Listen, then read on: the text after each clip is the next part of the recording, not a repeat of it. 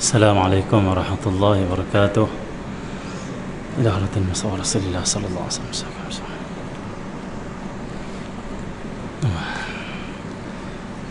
الفاتحة. أعوذ بالله من الشيطان الرجيم. بسم الله الرحمن الرحيم. الحمد لله رب العالمين الرحمن الرحيم مالك يوم الدين. إياك نعبد وإياك نستعين. اهدنا الصراط المستقيم صراط الذين أنعمت عليهم غير المغضوب عليهم ولا الضالين آمين. بسم الله الرحمن الرحيم. الحمد لله رب العالمين والصلاة والسلام على ابن القاسم الأمين سيدنا محمد وعلى آله وصحبه أجمعين. سبحانك لا علم لنا إلا ما علمتنا إنك أنت العليم الحكيم. ولا حول ولا قوة إلا بالله العلي العظيم. رب اشرح لي صدري ويسر لي أمري واحلل عقدة من لساني يفقهوا قولي. سدد لساني واهدي قلبي بحق سيدنا محمد صلى الله عليه وآله وسلم. اللهم صل وسلم وبارك على سيدنا محمد الفاتح لما أغلق والخاتم لما سبق ناصر الحق بالحق والهادي إلى صراطك المستقيم صلى الله عليه وعلى آله وصحبه حق قدره مقدار العظيم. بسم الله رب العظيم ورسوله الكريم الصلاة والسلام عليك يا سيدي يا رسول الله.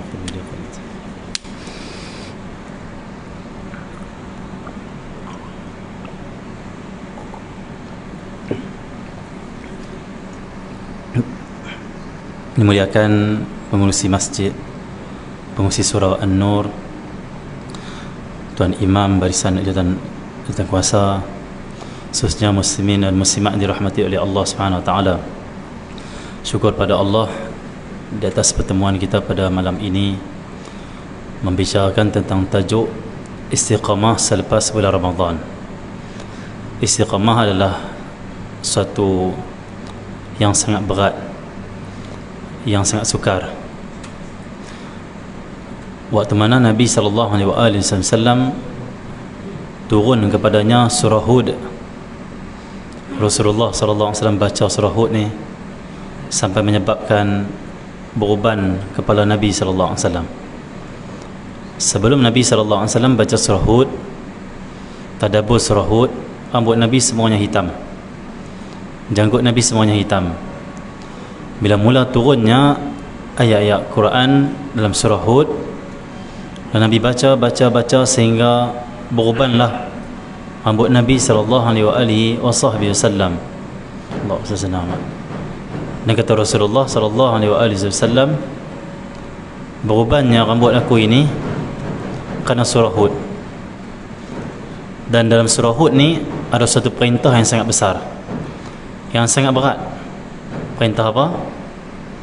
Fastaqim kama umirta. Allah senama. Fastaqim kama umirta. Istiqamah seperti mana yang diperintahkan kepada engkau. Perintah istiqamah ini menyebabkan Rasulullah sallallahu alaihi wasallam beruban rambut. Kerana beratnya adalah nak melaksanakan, nak konsisten istiqamah dalam membawa amanah dan juga menunaikan amanah, menunaikan perintah Allah Subhanahu wa taala. Tetapi Rasulullah sallallahu alaihi wasallam sudah pastilah seorang yang berjaya untuk mencapai istiqamah dan berjaya melaksanakan titah perintah Allah, fastaqim kama umirta. Allah sesenama. Sebab itu kata ulama, istiqamah ni benda yang berat, benda yang sukar, benda yang sulit. Dan tidak mampu istiqamah itu melainkan mereka itu adalah awliya, wali lah. Hanya para wali ni mereka dapat kekuatan untuk istiqamah.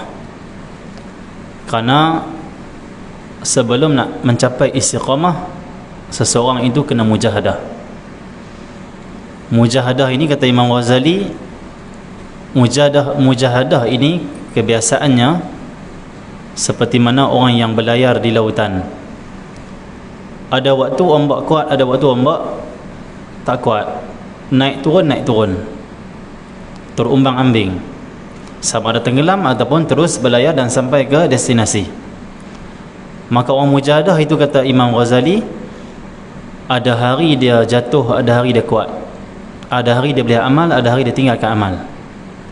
Mujahadah adalah orang yang bersungguh-sungguh menjaga segala waktu-waktu dan juga amal-amal yang mendekatkan diri kepada Allah Subhanahu Wa Taala.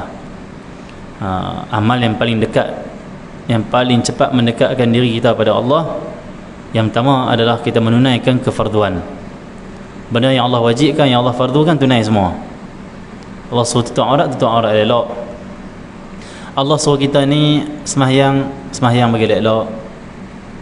Jangan kita sembahyang hanyalah nak habis cepat. Jangan kita sembahyang sebab kita nampak janji aku sembahyang lah. Jangan kita sembahyang hanya kita nak supaya orang tak kata kita ni orang tak sembahyang. Ini bukan tujuan dan maksud dalam sembahyang. Di antara matlamat sembahyang adalah untuk hadir hati dengan Allah Subhanahu Wa Taala, seperti firman Allah, aqimis salata li dzikri. Dirikan sembahyang untuk ingat aku, bukan untuk ingat duit, bukan untuk ingat nikmat. Ingat aku bukan ingat nikmat aku. Sembahyang untuk ingat aku, bukan ingat nikmat aku. Duit ringgit kita, Allah senang. Apa yang kita ada tu nikmat Allah. Sembahyang untuk kita ingat Allah, besarkan, agungkan Allah SWT. Tapi kita nak mencapai sembahyang macam tu, mestilah melalui proses membersihkan hati Allah SWT daripada segala sifat-sifat yang tercela. Allah SWT. Jadi apabila seseorang itu dia melaksanakan kefarduan secara istiqamah, tetap terus, Allah SWT, tetap hatinya itu hadir ingat Allah, dan tetap anggotanya mentaati Allah kerana Allah semata-mata. Orang yang istiqamah dalam sembahyang fardu jaga ni, kata Syekh Duk Fatani dalam kitab penawar bagi dalam kitab Muniyatul Musalli, dalam sembahyang itu mempunyai segala rahsia Allah SWT, dan dalam solat itu dia adalah kunci kepada kejayaan, kunci pembuka segala anugerah-anugerah Allah SWT. Semuanya terletak dalam sembahyang. Sembahyang apa? Sembahyang fardu. Lepas itu barulah sembahyang sunat. Allah SWT. Jadi apabila kita bincang tajuk berkenaan dengan istiqamah, berat. Bukan semua boleh mencapai istiqamah, sebab kita semua sedang mujahadah. Kalaupun tidak boleh istiqamah, maka mulazamah, kata ulama. Mulazamah ni apa? Selalu buat. Bukan tak tinggal juga, tapi selalu dia buat juga. Contoh, dia nak istiqamah sembahyang tahajud, tak larat. Ada waktu bangun, ada waktu tak bangun. Tak boleh istiqamah, paling kurang mulazamah. Mulazamah ni apa? Dan seminggu tu dia bangunlah 2-3 kali. Dia nak bangun semua hari dalam 7 hari tu atau seminggu tu, dia dapat buat 2-3 dia dapat buat. Itu pun terus dia mujahadah bersungguh. Walaupun menjadi dia panggil apa? Selalu buat ataupun sekadar maksudnya adalah tak putus, tapi teruskan sampailah Allah bersihkan jiwanya, Allah angkat derajatnya, Allah beri pada dia makrifah mengenai Allah. Waktu tu tak tinggal dah, bahkan nak tambah lagi. Jadi perjalanan untuk mencapai istiqamah adalah perjalanan yang sangat besar. Dan istiqamah itu ulama bahagikan dua. Yang pertama, istiqamah anggota ataupun tubuh badan ini taat pada Allah. Kita pakai pakaian tutup aurat tiap hari, dikira istiqamah lah tu. Tutup aurat, istiqamah tunai perintah Allah. Boleh main surah An-Nur tiap hari sembahyang jemaah, dikira istiqamah dah. Tapi istiqamah itu disebut istiqamah tubuh badan ataupun jasad kita untuk mentaati Allah. Allah SWT. Istiqamah yang kedua kata ulama, iaitu istiqamah batin ataupun hati itu sesaat pun tidak lupa pada Allah SWT, walaupun dalam keadaan susah ataupun senang, dicaci atau dipuji. Allah SWT. Apa saja yang dihadapi oleh dia macam gunung yang tidak bergerak, walaupun datang ribut, ombak dan sebagainya, hati tetap ingat Allah, tak lupa-lupa. Yang ni hakikat istiqamah, yang disebut oleh ulama, al-istiqamatu khair min alfil karamah. Istiqamah itu lebih baik daripada 1000 karamah. Karamah maksudnya apa? Perkara yang mencarikan adat. Adat ni kita tak boleh jalan tayang. Bila sebut karamah, perkara luar biasa mencari adat, boleh jalan tayang. Tapi bukanlah tujuan ibadat kita karamah. Bukan karamah. Tujuan ibadat kita adalah istiqamah, untuk hati itu menghadapkan pada Allah. Istiqamah, tetap Allah sayang kita, yang kita nak ridhanya Allah SWT. Jadi Allah SWT, istiqamah ada dua. Yang pertama istiqamah zahir, iaitu jasad taat pada Allah. Yang kedua istiqamah batin, hati tak lupa pada Allah walaupun sesaat, tak lupa ingat Allah SWT. Ulama-ulama kita bagi perumpamaan, kalau kita tak makan nasi lagi, rutin kita, istiqamah kita dalam bab makan ni, bab makan istiqamah lah, confirm lah. Tak suruh pun istiqamah, confirm. Bahkan tambah lagi, okay? Istiqamah ataupun berterusan tiap-tiap hari, makan tengah hari mesti 1,5, atau mungkin 2 lah lepas semayang. Rutin kita, pukul 2 mesti makan. Dia kata, aku kalau lepas pukul 2 tak makan lagi, aku duk teringat nasi kata dia. Aku lapar. Apa jadi bila hari tu dia kena makan pukul 2 ada masalah, orang mai ke apa ke, ada apa-apa problem dia, sampai pukul 2.30, pukul 3 kawan dia duduk sembang tak habis lagi. Hati dia tumpu dah kat kawan dia sembang, ataupun dia tumpu pada yang lain. Tak putus-putus hati dia teringat nasi. Walaupun dia sedang sembang orang. Macam itulah juga orang yang batin, yang tidak lupa pada Allah, teringat saja, tak lupa-lupa. Jadi nak mencapai istiqamah batin, tak lupa Allah walau sesaat, itu tinggi tu. Paling kurang kita mulakan dulu istiqamah buat amalan sunat, amalan fardu. Yang fardu jangan tinggal, yang sunat duha jangan tinggal, buat yang tu dulu. Zikir jangan tinggal, selawat jangan tinggal setiap hari, sedekah jangan tinggal. Buat yang kita mampu dulu. InsyaAllah berkat kita buat kerana Allah itu, Allah sucikan jiwa kita, sehingga kita ingat Allah. Bukan kita ingat Allah, Allah bagi kita ingat Allah, maka tak lupa Allah. Kalau kita nak ingat Allah, kita lupa Allah, kerana kita tak ada kekuatan nur, cahaya iman untuk ingat, tak lupa, tak ada kekuatan. Hampir pasti kita mengatakan kita mesti lupa Allah. Itulah kita. Allah SWT. Tapi bila Allah bagi kita ingat Allah, Allah bagi kita ingat dia kurnia tu, kesedaran ingat, maka tidak akan ada apa pun boleh lupakan kita pada Allah. Allah ingatkan kita pada Allah. Siapa nak buat kita lupa pada Allah? Mana mampu? Tak ada orang boleh halang dan boleh sekat kuasa Allah. Maka para nabi, para rasul, para kekasih Allah, di antara kelebihan mereka adalah hati mereka ingat Allah dan tidak lupa Allah. Kita boleh ke tu? Betul ke tu?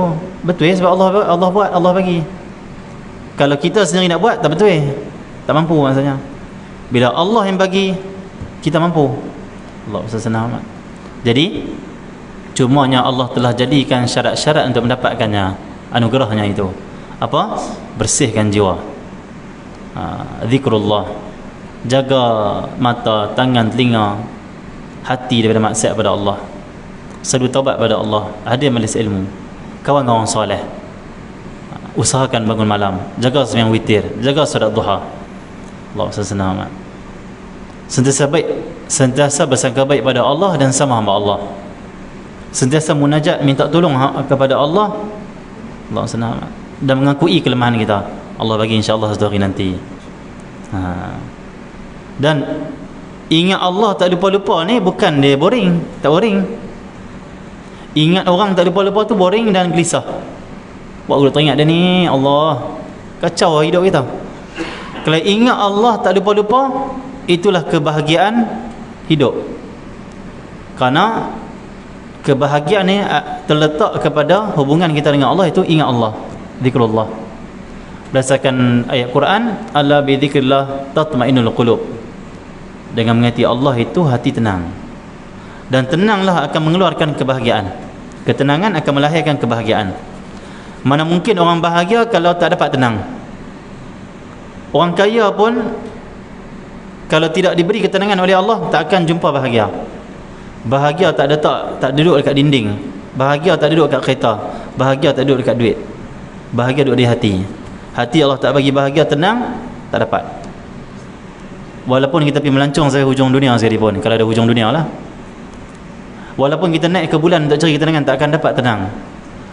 Tenang tidak ada pada benda, tidak ada pada makhluk yang kita duk cari itu. Tenang adalah pemberian Allah yang diletakkan dalam hati kita. Allah dah sebut, ingat Allah, hati tenang. Allah senang. Apa lagi boleh tenangkan hati kita? Datang majlis ilmu. Berdasarkan hadis Nabi, siapa duduk dalam majlis ilmu, majlis zikir, turunlah kepada mereka itu as-sakinah, ketenangan. Tenangkan dalam majlis ilmu. Sehingga tenang-tenang kita ambil ni akan menguatkan kita untuk menghadapi apa yang di luar sana. Tenang sangat penting dalam buat keputusan. Tenang sangat penting dalam rumah tangga. Tenang penting dalam kita bisnes. Tenang sangat penting dalam kita menyampaikan ilmu dan kita menuntut ilmu. Tenang sangat penting di zaman yang akhir ni. Di zaman yang orang kata bekalan akan putui, tepung tak ada. Ada orang kalut apa tak ada kawan senai kata dia. Apa masalah tak ada kawan senai? Apa masalah dia tak ada kawan senai? Adakah mati? Tidak. Oh, tak ada tepung lah, macam mana tak boleh makan? Tak apalah, dah Allah bagi, lama dah makan. Aku makan dah 20 tahun dah macam mana, Allah ambil sikit, tak apalah, lama dah dia bagi, tak ada masalah apa. Itu dia dah tenang dengan Allah. Dia pandang semua daripada Allah baik. Ya, memang ekonomi dunia ni dah menuju kerosakan. Asbab perang, asbab itu, asbab ini. Tapi kita kena ingat juga, ya memanglah kerosakan ini berlaku. Tetapi kita kena ingat, itulah takdir Allah untuk umat akhir zaman, dan semua ada kebaikan. Ya memang semua ekonomi, tapi kena ingat sebalik itu adalah takdir dan juga ketentuan Allah yang terbaik untuk kita umat akhir zaman. Untuk kita supaya lebih kembali pada Allah, bergantung pada Allah, buat persediaan sebaiknya. Allah SWT. Jadi ada orang tahu macam ni, tak ada lepas ni karipap tak boleh makan, tepung tak ada. Apa masalahnya karipap tak makan? Kita sukalah karipap, donat apa semua. Tapi jangan sampai gelisah sebabkan tak boleh makan dah nanti. Yang kita kena gelisah ni, Allah senang. Allah senang. Tiap-tiap hari ni roh kita tak dapat makan tu. Zikir tak ada. Waktu Ramadan zikir 3,000, lepas Ramadan zikir 300. Lagi banyak makan ketupat dengan lemang jadi 30. Tambah lagi jamaah raya pula, ujung-ujung ni lagi dahsyat jamaah raya, tinggal 3. Lepas tu tak ada apa. Dengan dia tu. Ya. Patut 3,000 dalam Ramadan. Dalam Ramadan ni kalaupun tak sempat sekalipun, paling kuranglah 1,000 lah. Ada juga masa jumlah yang banyak tu. Allah senang. Jangan duk ambil 3,000, 300, 33. Lepas tu tak ada apa. Tu jangan. Jadi Allah senang amat. Itu zikrullah tu. Kita kena jaga tu. Itulah punca ketenangan seseorang. Orang putih sanggup habiskan ratus ribu atau puluhan ribu untuk tenang.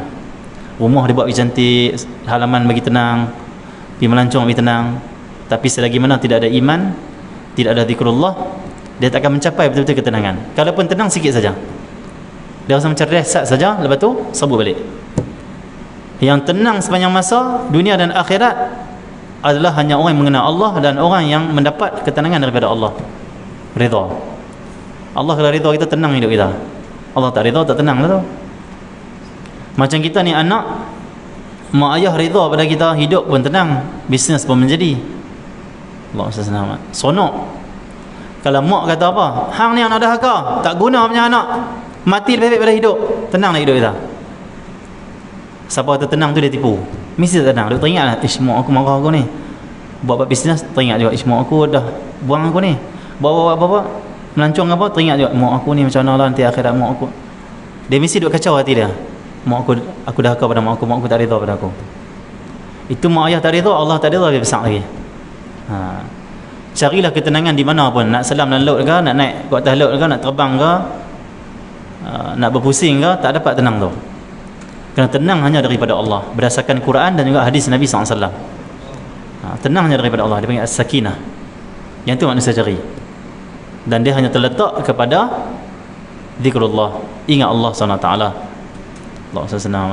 Ingat Allah ni bukan semata zikir. Ingat Allah dalam setiap keadaan kita, diam kita, jalan kita, gerak kita, bisnes kita, sembahyang kita. Allah SWT. Tak kira apa saja aktiviti kita, makan ketupat ke, ingat Allah juga. Semualah. Pandang apa Allah, nikmat Allah ni, boleh makan alhamdulillah. Ingat Allah ni bukan hanya Allah, Allah, Allah, tidak. Pandang apa pun tak lupa pada Allah, itulah ingat Allah.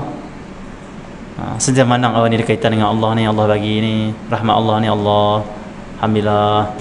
Macam tu. Okey, jadi istiqamah. Jadi istiqamah tu ada dua. Yang pertama zahir. Zahir tu susah juga. Tapi ada orang mudah saja untuk istiqamah zahir. Tapi yang susah sikit istiqamah batin. Susah kalau tak dapat lah, tapi kalau Allah bagi tak mudah saja. Makanya kita perlu minta pada Allah SWT. Maka Ramadan telah pergi meninggalkan kita lebih kurang dalam 3 minggu lah. Lebih kurang lah 3 minggu lah. Allah SWT. Jadi kita kena cek balik apa dia amalan-amalan Ramadan yang kita buat ni, kita dah tinggal dah. Allah SWT. Puasa tu tak apalah. Puasa ni dia berat sikit, ada orang mampu, orang tak mampu, tak apalah. Hak lain-lain tu, hak lebih ringan maksudnya. Allah SWT. Tapi kalau mampu untuk puasa 6 hari dalam bulan Syawal, itu yang terbaik. Allah SWT. Puasalah selang-selang pun boleh, terus 6 pun boleh. Kalau tak puasa juga, masuk Zulqa'dah, lepas Syawal Zulqa'dah, teringat Allah, aku tak puasa lagi. Open house banyak sangat. Pergi pejabat berapa house, waktu cuti open house juga, di house lah. Allah senang. Kalau di pejabat bukan open house lah, office lah. Allah senang. Jadi Allah senang amat. Jadi open house. Jamaah raya, selamat hari raya, selamat hari raya. Sedang lah 30 Syawal dah noh. Allah, aku tak dan. Apa kita nak buat? Boleh qada dan sunat qada. Boleh qada. Maksudnya kita niat saya puasa sunat Syawal, qada kerana Allah Taala. Niat qada. Dan puasalah 6 Syawal itu di Zulqa'dah, Zulhijjah, Muharram ke Safar, tak kira bulan apa pun. Ingat nak qada silakan. Mungkin terlepas, mungkin tak dan 2 hari habis Syawal. Jangan sedih. Yang tu habislah, tak dan aku lagi 2 hari lagi, habislah aku, tak ada habis qada. Boleh qada. Itu disebut pandangan dalam fuqaha ulama mazhab Syafi'i. Jadi qada silakan, boleh saja. Yang penting kita buat. Dan yang terbaiknya adalah kita utamakan dulu qada puasa yang wajib kita, yang kita tinggalkan. Ataupun ada pandangan kedua dalam mazhab mengatakan boleh gabungkan niat sunat Syawal dan juga qada fardhu Ramadan. Bolehlah. Yang terbaik pisahkan, kata ulama. Kerana pandangan yang pertama, pisahkan sunat dengan wajib, pisahkan. Dan bagus pisahkan ni kerana apa? Kerana kita akan lebih banyak berpuasa. Kalau 6 fardu dengan sunat, jadi 6 kali lah puasa. Dapat 2 qada, pendapat pada sunat pendapat. Kalau mengikut pandangan ulama mazhab Syafi'i yang mengatakan boleh saja untuk gabungkan niat. Kalau kita pisahkan, kita dapat 12 puasa. Contohlah kita kata 6 hari kita tinggal dalam bulan Ramadan ni, tinggal 6 hari tu sebab sakit apa semua ni, tak mampu puasa. Okey, puasa 6. Kebetulan 6 pun, puasa 6 pun jumlah 6 juga.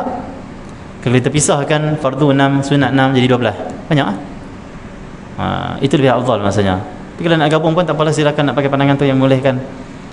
Jadi Allah SWT, itu tentang puasa 6. Tak menjadi masalah apa-apa kalau Ramadan Syawal nak habis. Yang penting kita usaha puasa juga walaupun dah berlalu Syawal. Dengan qada lah, jadi qada. Jadi Allah SWT, kita kena cek balik Ramadan yang kita tinggalkan lebih kurang 3 minggu, apa dia amalan yang kita dah tak buat. Allah SWT. Quran macam mana Quran?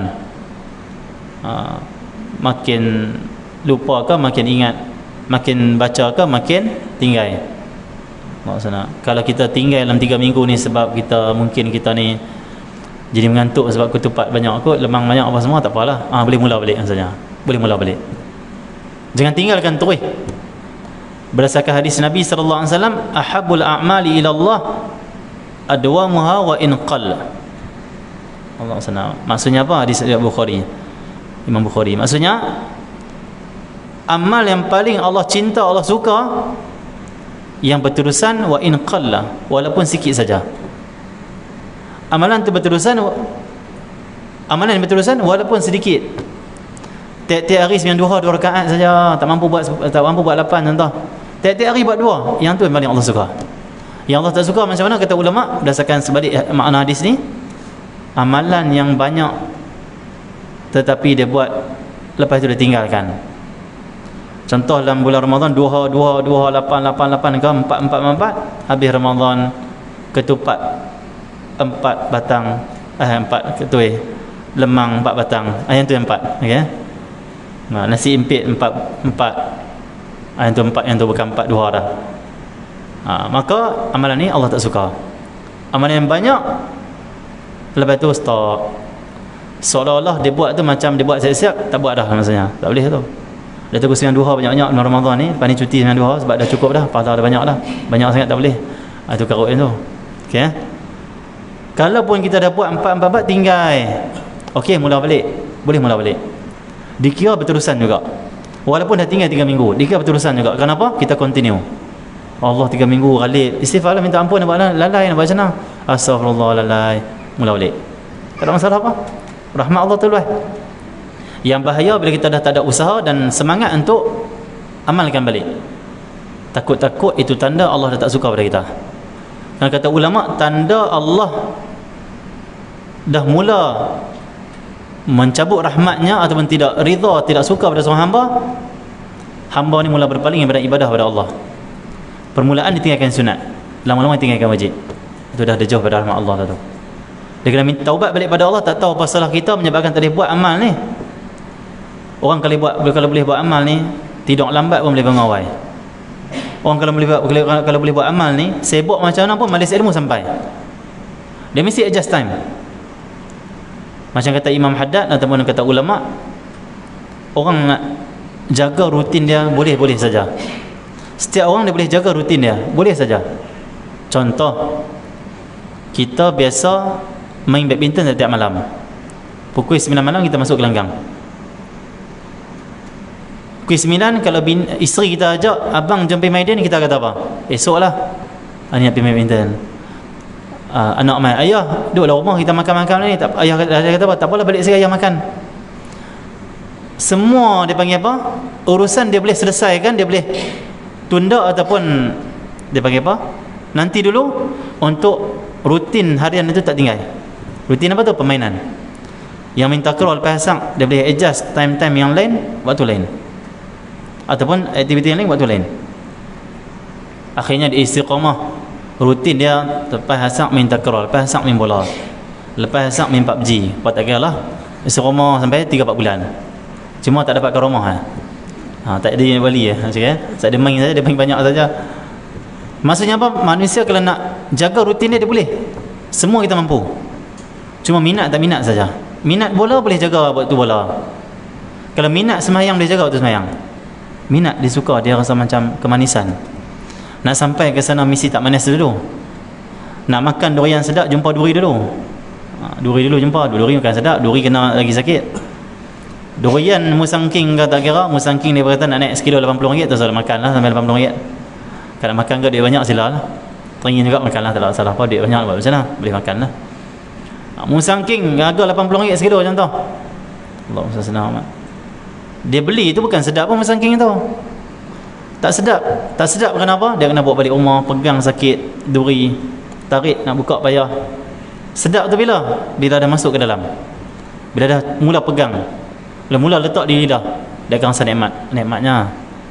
Sembahyang, zikir apa semua ni, Quran, duri dulu dia panggil mula-mula tu. Sakit, tak syok, perit, susah, malas, berat, Allah senang, tak khusyuk, semua sesa tu. Tapi teruskan sampai Allah beri, dia panggil apa? Halawatul iman atau halawatul munajah, halawatul ibadah. Dimulakan dengan perit maksudnya. Susah, akhirnya mudah. Seperti Allah firman, fa inna ma'al usri yusran. Berserta dengan payah tu mudah. Maksudnya payah dulu baru mudah. Payah dulu baru mudah. Ulama bincang kenapa Allah jadikan ibadat ni mula-mula tak syok. Perit nak buat susah, nak jaga tu susah. Kata ulama bincang pasal hikmah dia. Hikmah dia apa? Bila dia dapat tu, dapat makrifah, dapat kemanisan iman, dia akan hargai. Kerana dia susah payah tu. Nak main masjid ni susah payah ya? Anak kacau, isteri kadang-kadang dah, abang tak usah pergi lagi dah, nantilah abang mula minggu depan lah. Pergi juga susah payah. Nak pergi ada bola pula, Allah, nak pergi pula, nak tengok bola kan, nak pergi bola pukul 9, main shot, time kena time tu. Macam mana ni? Susah tu. Pergi juga. Lama-lama manis. Lama-lama bola jadi tak apa nak manis, tawang-tawang sikit. nak pipi lepak-lepak malam-malam tawang sikit, yang manis masjid surau. Lepas tu dia akan jadi macam mana, dia hargai. Oh, aku ni dulu aku tahu lah aku macam mana, tapi Allah dah bagi ni, Allah jagalah tawang tinggal dah surau, tawang tinggal dah balik ilmu. Manusia ni bila Allah bagi terus dia tak hargai. Saya khusyuk terus. Dia buat biasa-biasa lah, biasa khusyuk senang. Kau susah ni, bila satu hari dia dapat, dia akan jaga mata, jaga makan, takut hilang, jaga, minta tolong Allah, ya Allah jagalah iman ni, ya Allah yang kau bagi ni, ilmu apa ni yang kau bagi ni, peliharalah ya Allah, takut hilang ni. Istiqamah pergi surau ni kau jagalah ya Allah, aku tak mampu lah ya Allah, engkau jagalah ya Allah. Rasa harga besar tu boleh dapat. Satu kadang mujahadah tu susah, kenapa? Allah nak bagi kita jadi hamba yang bersyukur nanti, hamba yang menghargai nikmat Allah. Makrifah tu mahal, makrifah tu bernilai. Makrifah ni bukan tengok-tengok YouTube makrifat terus, makrifat terus tengok YouTube, bukan. Baca-baca kitab makrifat, bicara makrifat terus, tidak.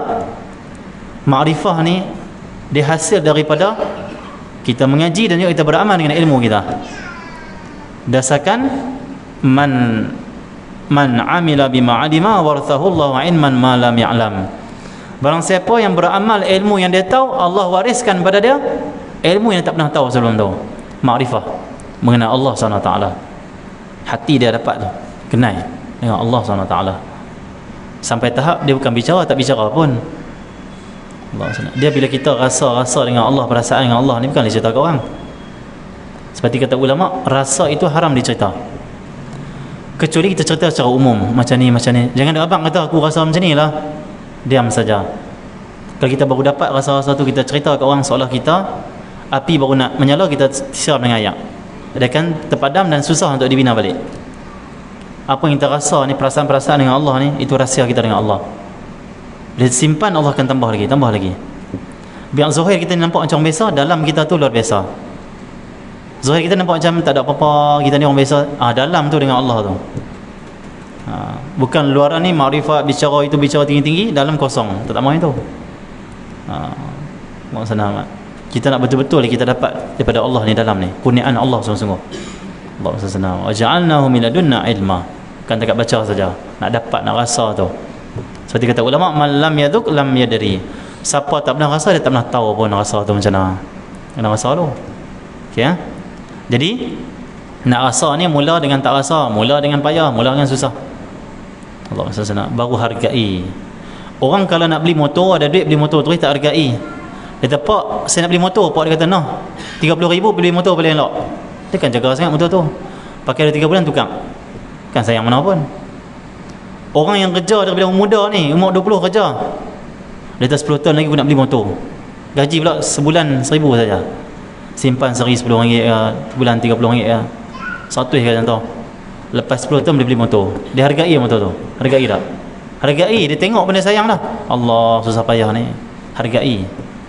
Ibadah, zikir, bersihkan jiwa. Dia perlukan proses dan masa supaya kita menghargai anugerah Allah. Kerana manusia bila dapat tu, kita hargai pun. Susah payah tu dia hargai sikit. Allah senang. Beza dengan kita beli dengan kita orang bagi. Orang bagi ni macam, kalau kita beli susah payah, lain sikit jaga. Allah senang. Pak kita sebab apa? Dia kata, nasi kita makan habis. Kenapa pak kita kata tu? Kenapa ayah kita waktu kita kecil tu, dia kata apa? Makan sampai habis nah. Jangan buang makanan nah. Dia rasa susahnya aku mencari duit untuk bagi makan pada anak aku. Dia buang itu saja. Kita tak faham, kita anak ni, pergilah ayah aku, pergi dia. Aku tak mau lah buang lah. Bila kita di ayah ni, kita di ayah susah cari duit, baru kita sedang. Baru kita tahu ayah kita rasa apa dulu. Saya waktu mana saya dapat anak pertama, anak saya lahir, saya sambut sendiri, saya tengok sendiri, saya potong tali pusat semua. 2-3 orang anak kita, 2 orang tu kita tak potong tali pusat semua, kita urus lah, kita duduk dengan isteri kita. Anak kedua tu yang dia lahir di Tarim tu, Yaman tu, semua dalam tu yang urus, muslimat sana urus. Waktu anak pertama saya lahir ni, saya rasa nak teriak, rasa betul nak teriak, tapi tahanlah nak buat macam mana. Saya doktor kata, abang ni kenapa pula teriak-teriak ni, orang seronok lepas anak dia teriak-teriak. Nak teriak pasal apa tu? Sebab kita teringat, ayah aku sayang aku macam ni. Selama ni kita tak rasa hargai pun sayang ayah kita pada kita. Sebab ayah saya masih hidup, alhamdulillah masih hidup lagi. Begitu sejak, rupanya seorang ayah ni dia perasaan yang sangat kasih pada anak dia. Anak lah kita tengok anak kita rasa sesuatu pada anak kita. Baru kita sedang ayah aku sayang aku macam ni, kena hargai sayang ayah aku. Siapa yang ayah dia meninggal dah, tak apalah doa banyak-banyak, sedekah niat nama ayah, wakaf untuk ayah. Tu kita mampu buat. Ayah yang masih ada, jaga elok. Ayah sayang pada kita, dia tak tunjuk. Mak sayang pada kita, dia tunjuk. Mak ni dia feeling lebih, emo dia. Orang perempuan emo. Tak apa, itu bagus kelebihan orang perempuan. Bapak tak tunjuk. Dia buat macam tak erti kita. Dia tahan usaha ni hari yang buat ni hari, tapi dia sayang lagi kita. Dia tak lah sikit-sikit sakit sikit baby ya. Macam tak peduli kita, tapi dia sayang lagi kita. Ayah kita. Ayah ni dia sembunyi dia kasih sayang dia. Mak ni zahirkan. Jadi Allah SWT tak percaya jadi ayah tengok. Jadi ayah lagi. Jadi ayah noh. Masa apa dengan anak sayang noh. Jadi ayah lagi. Belakang tak jadi ayah lagi. Ni hari belakang bujang, ni hari depan dah kahwin, alhamdulillah, elok cantik ya. Ada seorang kahwin tengah. Allah SWT. Jadi kita pun dah nak masuk insya. Kita balik pada bahasan kita istiqamah. Susah payah sikit. Cek balik apa amalan kita Ramadan yang kita buat, kita stop. Mula balik, minta ampun pada Allah. Tak ada masalah apa. Rahmat Allah luas. Bukan dah tinggal rasa macam teruk, tak boleh kata. Karena kata Imam Ibn Athaillah As-Sakandari, dia kata di antara Allah SWT min alamati i'timadi 'ala al-amal. Kata dia di antara alamat orang tu bersandar pada amal dia. Bergantung pada amal, tak bergantung pada Allah. Maksudnya nuqsur raja'i, kata dia, akan rasa lemah, pengharapan dia pada Allah dia macam lemah, dia kurang, dia macam down. Apabila wujudiz zalal, kata dia, bila ada ataupun terjadinya zalal, itu satu kejatuhan atau maksiat yang dia jatuh tu. Contohlah dia duduk main duha, lemang main dalam hidup dia, ketupat main dalam hidup dia, nasi impit main dalam hidup dia. Mula dia rasa duha nantilah. Bila dia tinggal 3 minggu, dia rasa apa? Nak buat balik ni rasa macam aku dah teruk dah ni. Terus teruk dah. Itu tanda kita bergantung pada amal. Kalau kita bergantung pada Allah, rahmat Allah luas, kembali pada Allah cepat. Kekurangan aku Allah boleh tampung balik. Orang bersandar pada amal, tinggal rasa lemah. 3 hari yang tak zikir, teruk aku ni, lebih dulu. Itu bergantung pada amal. Gantung pada Allah, selesai Allah 3 hari dah tinggal, balik terus pada Allah. Allah rahmat dia luas. Dia boleh selamatkan aku daripada lalai ni. Allah. Ataupun orang yang duk amal, duk jaga baca Quran, duk jaga sembahyang sunat apa semua ni, buat maksiat. Dah buat maksiat, dia rasa aku ni teruk dah, tak guna aku amal ni, lemah. Gantung pada amal. Dia kenapa? Segera kembali pada Allah, bergantung pada Allah, bukan bergantung pada amal. Maka yang terakhir ni, pengkongsian kita dia panggil apa? Kongsi-kongsi kita pada malam ini. Yang pertama, cek balik apa amal dah kita tinggal tu. Kalau Quran yang kita tinggal, insya-Allah buka balik malam ni ke esok buka balik. Duha kita tinggal dah, buat hari tinggal. Okey, buat balik duha, paling kurang 2 rakaat. Elok lagi 4 rakaat. Dia panggil apa? Sesuai dengan kita duduk di akhir zaman. Akhir zaman ni ada ujian kepada rezeki kita. Satu Dajjal bawa makanan, bukan Dajjal bawa pisau tikam kita. Dalam hadis, Dajjal bawa makanan untuk bagi kebajikan pada orang. Seolah Dajjal ni adalah suatu jabatan kebajikan masyarakat. Bukan saya kata JKM yang ada ni Dajjal, itu jangan salah faham pula. Jenuh pasang saya ni. Seolah macam dia main bagi bantuan, macam kebajikan punya jabatan. Itu Dajjal. Dan siapa ambil makanan dia, siapa pergi ambil apa yang dia bagi kata Rasulullah, kafir dia. Dia akan ikut Dajjal, kafir. Jadi nak sebut apanya, akhir zaman ni rezeki akan jadi macam sedikit susah nak dapatkan makanan. Maka pentingnya kita untuk solat duha. Orang solat duha tiap-tiap hari, Allah pelihara daripada syaitan. Yang kedua, Allah akan luaskan rezeki dia. Maksudnya walaupun orang sempit dalam masalah rezeki, dia masih luas lagi. Dia masih tenang walaupun sikit ada. Dia masih rasa cukup lagi. Walaupun sikit saja apa ni ada, tapi dia rasa macam banyak. Allah dah berkati rezeki dia, Allah luaskan rezeki dia. Ataupun orang dapat sikit, dia dapat banyak. Macam-macam lah Allah bagi. Ni zaman kesempitan dah makin, dia panggil apa? Mai pada kita. Itu ujian Allah. Itu tanda Allah kasih pada kita. Allah nak kita kembali pada Allah. Bagus dah. Semua aturan Allah bagus. Allah senang. Okey. Dan siapa yang nak amal ni, saya nak bagi amalan ni, jangan tinggal tiap-tiap hari. Amalan ni semua ada dalam hadis Nabi, dalam ayat Quran. Yang ni pun untuk hadapi zaman-zaman yang sulit ni. Bekalan nak putus apa semua. Lah kita tetap tepi bekalan nak putus. Lah kita fikir lah bagaimana kita nak perbaiki hubungan dengan Allah. Sebab perbaiki hubungan dengan Allah ni Allah jamin dah. Jamin apa? Wa may yattaqillah yaj'alhu makhraja. Barang siapa bertakwa pada Allah, Allah jadikan untuk dia jalan keluar daripada segala masalah. Nanti bekalan akan putus. Allah Alam, mungkin dekat dah zaman tu. Problem masalah, orang takwa pada Allah keluar pada masalah tu. Macam mana wallahu alam, hanya Allah mengetahui. Untuk persediaan untuk tanam, cucuk tanam tu tak apalah, bagus buat juga, dapat pahala tu. Allah senang. Tapi kita kena ingat, kena ada amalan-amalan untuk perbaiki hubungan dengan Allah, dan supaya Allah luaskan rezeki kita. So kita ni tak meminta-minta ataupun tidak rasa gelisah, perit dengan kurangnya, dia panggil apa, pendapatan ataupun bekalan kita. Yang pertama, sebelum sembahyang subuh ataupun lepas sembahyang subuh, bacalah subhanallah wa bihamdihi subhanallahil azim astaghfirullah 1 kali. Siapa yang ikut online tu mungkin dia dapat.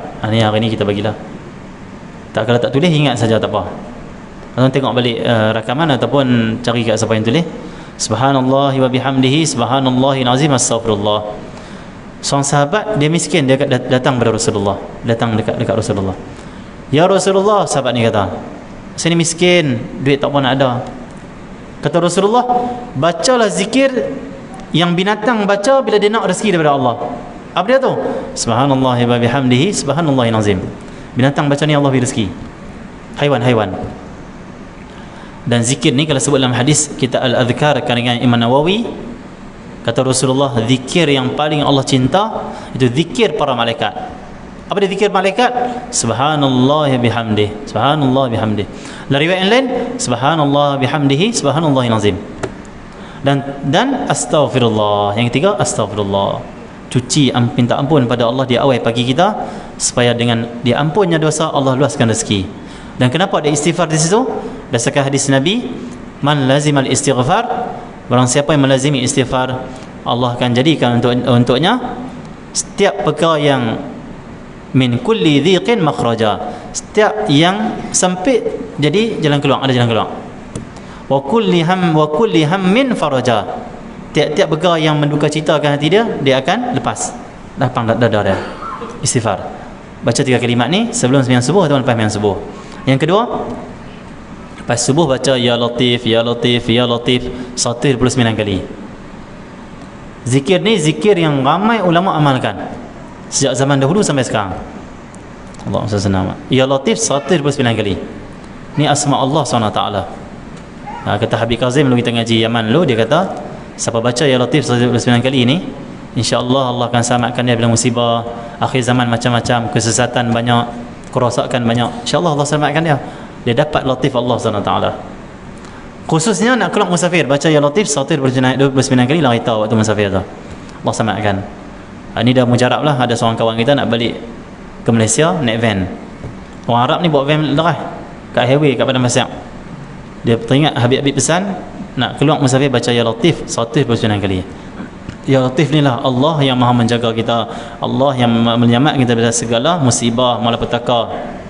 Maha yang maha lemah lembut. Itu Allah SWT. Allah timbulkan malapetaka kita pada kita, kesulitan, keperitan.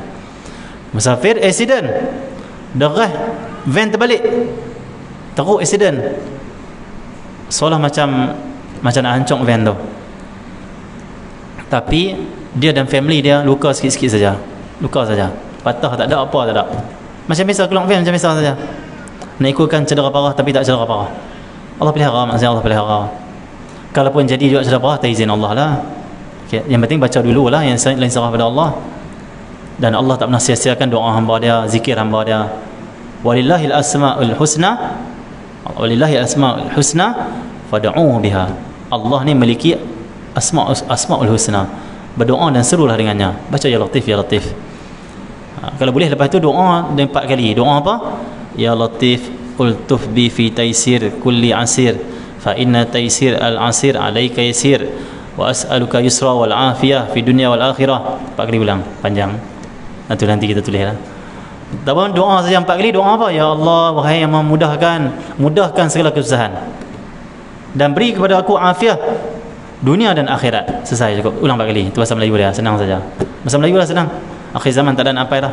Baca saja bahasa Melayu. Kecuali orang yang boleh hafal, tak apa, silakan hafal. Yang ketiga, amalan ketiga, lepas sembahyang duha, usahakan 4 rakaat. Berdasarkan hadis riwayat Imam Tirmizi, Rasulullah bersabda mafhumnya, Barang siapa yang di awal paginya solat 4 rakaat sunat, Allah akan cukupkan keperluannya pada hari itu. Ke depan nanti orang kata itu tak cukup, tepung tak cukup, kita cukup juga. Walaupun tepung tak ada, tapi yang lain cukup lah. Allah sana tak apalah, tak boleh makan bengkang karipap, tak apalah, makan nasi ada lagi. Yang pening sangat. Ada orang pening, urusan ni tak boleh makan dah, tak syok lah. Dah tak apa, lain makan lagi. Okay. Jadi Allah senang mak. Dia panggil apa? 4 rakaat, usahakan 4 rakaat ataupun 8 rakaat ataupun 12 rakaat, silakan. Lepas tu baca sebanyak 100 kali la ilaha illa anta subhanaka inni kuntu minaz zalimin. Ini disebut dalam kitab Al-Wasaya karangan Imam Haddad. Kelebihan la ilaha illa anta ni banyak sangatlah, nak bicara tak dan lah nak bicara ni. Di antaranya Rasulullah sebut sebaik-baik doa lah doa Dhunnun, doa Nabi Yunus. Tu sebaik-baik doa. Dia baca Allah lepaskan daripada dua kegelapan. Yang pertama gelap dasar laut, yang kedua gelap perut ikan. Allah lepas dengan satu kalimat ni. Rasulullah kata siapa tertimpa musibah, kesulitan, problem, lalu dia membaca doa Dhunnun, doa Nabi Yunus ni, Allah lepaskan dia terus daripada musibah tu. Baca yang tu. Jawab yang yakin Allah lepaskan aku, Allah lepaskan kita. Dan buat tiap-tiap hari sampai disebati darah daging kita zikir-zikir ni. Seterusnya lepas yang zuhur baca la ilaha illallah al-malikul haqqul mubin 100 kali. Berdasarkan hadis juga Rasulullah kata siapa baca la ilaha illallah al-malikul haqqul mubin, kuburnya tidak akan gelap, akan diberi cahaya. Yang kedua, dia tidak akan fakir, tak akan fakir. Zaman akan datang kefakiran, kesulitan, orang yang dekat dengan Allah, Allah akan selamatkan dia. Macam orang yang duduk di mahsyar ni panas, ada orang duduk teduh, ada orang teduh bawah arsy Allah, dipayungi ataupun mendapat teduhan arsy Allah. Orang susah dia tak susah sebab apa? Dia baik hubungan dengan Allah. Dunia dan akhirat macam tu. Allah senang amat. Susah kita susah juga, tenang tu ada, cara nak keluar tu Allah bagi. Allah mudah tu ada maksudnya. Yang seterusnya, okey, la ilallah al-malikul haqqul mubin 1 kali. Lepas tu bacalah subhanallah 33 kali sebelum tidur, alhamdulillah 33 kali, Allahu akbar 34 kali. Rasulullah kata, wahai Fatimah, engkau baca yang ni lebih baik daripada engkau ada khadam. Fatimah, Sayyidah Fatimah rasa berat buat kerja rumah, nak tanggung ayak daripada telaga, ambil apa semua, ambil lebam. Satu hari nak minta khadam kat Rasulullah, seorang hamba lah untuk khidmat. Kesimpulannya, cerita ni panjang, kesimpulannya pendek cerita, Rasulullah kata, wahai Fatimah, engkau nak tak aku bagi satu amalan ni lebih baik daripada engkau ada khadam, ada hamba, ada orang gaji di rumah. Kata Fatimah, ya Rasulullah nak. Rasulullah kata baca ni 33, 34 kita sebut tadi. Rasulullah kata yang ni lebih baik daripada ada khadam. Lepas tu Sayyidah Fatimah buat kerja susah macam apa rasa mudah, ringan. Seolah kita ni bekerja ada orang untuk tolong kita, ada khadam, bahkan lebih baik daripada khadam, kata Allah, kata Rasulullah.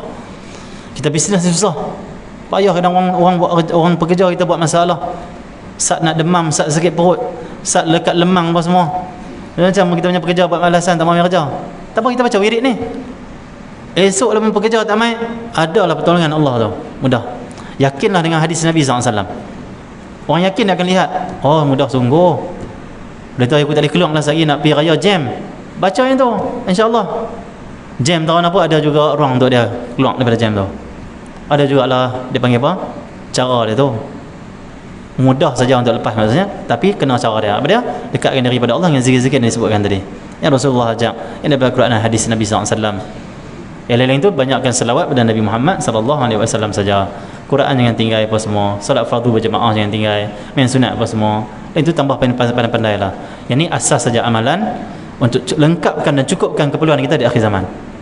Ini zikir-zikir untuk cukupkan keperluan, untuk luaskan rezeki, dan untuk menyelamatkan kita dari segala fitnah, musibah yang akan datang tak lama lagi ataupun yang sedang menghadapi kita ni akhir zaman. Zikir yang tu, dalam tu semua ada rahsia dah, dan kita dapat amalkan semuanya dengan berkat kita main kerana Allah ni. Allah bagi kekuatan pada kita untuk istiqamah, untuk taat pada Allah, istiqamah untuk tinggalkan maksiat kepada Allah, istiqamah untuk datang surau, istiqamah untuk mengaji, istiqamah untuk berzikir. Walaupun malas ke apa semua, mudah-mudahan Allah beri istiqamah juga, kekuatan juga.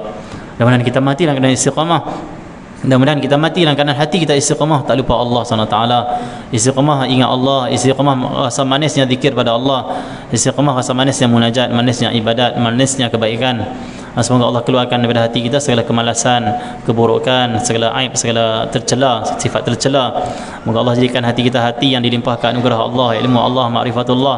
Ya arhamar rahimin sallallahu alaihi wasallam. Alhamdulillahirabbil alamin.